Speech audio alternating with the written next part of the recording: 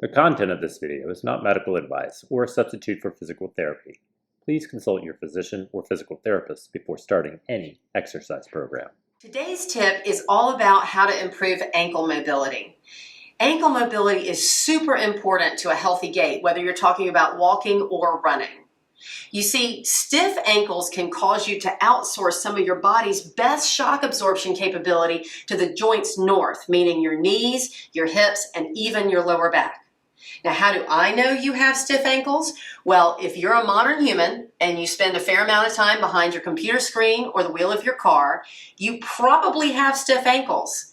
Because you see, sitting causes the ankle to be roughly at 90 degrees the whole time. So by the end of the day, when you're ready to go for your walk or run, you've probably got stiff ankles. So you could benefit from a few what I call movement preparation exercises to get that joint moving well again so you can enjoy your walk or run.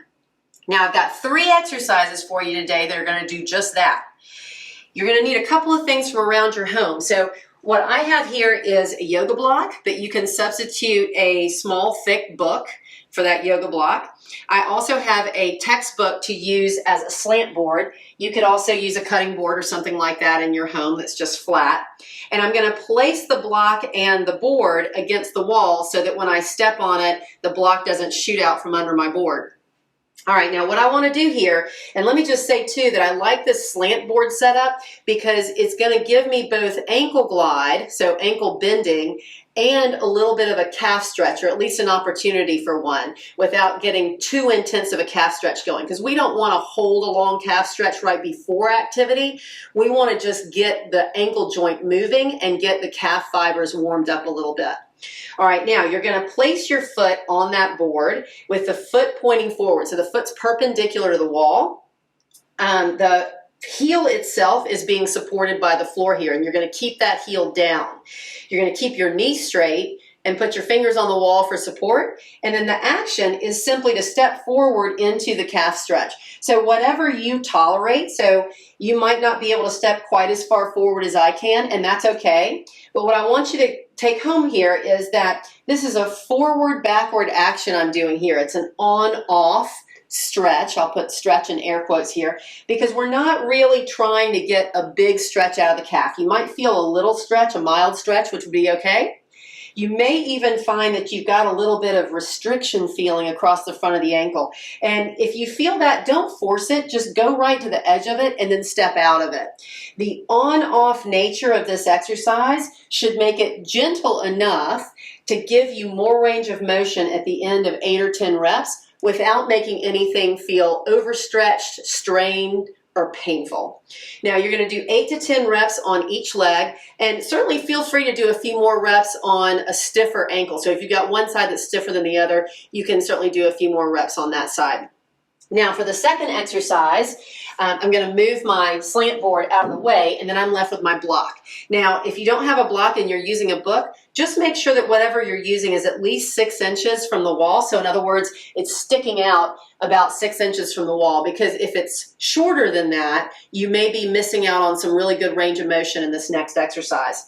So once again, I'm going to make sure my foot is perpendicular to the wall. I'm not going to let it turn out to the side. That would be cheating.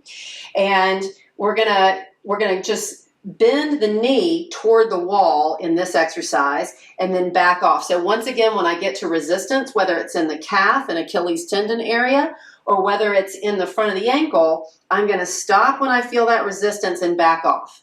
And after about 8 or 10 reps, I should find that I can get my knee closer to the wall than I could when I first started. Once again, keeping the heel down on the floor the whole time.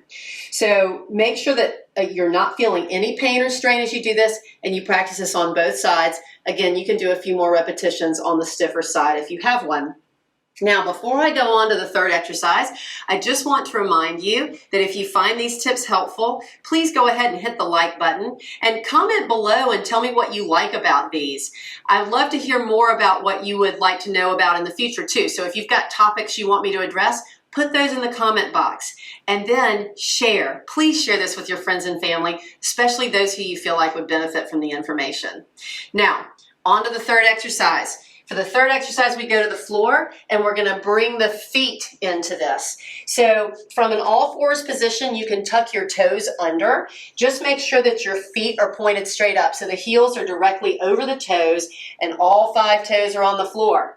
And then you're simply going to gently sit back and feel the bottom of your foot stretch. I should say the bottoms of both feet stretch. After you've held it for a moment, you can come back to all fours and just rinse and repeat. So we'll do that again 8 to 10 times. We're stretching out the toes and the bottoms of the feet just to get them moving a little bit more as well, since they have probably been in shoes all day. So that's it for my tip of the day. I hope you found it helpful. And until next time, keep moving and be well.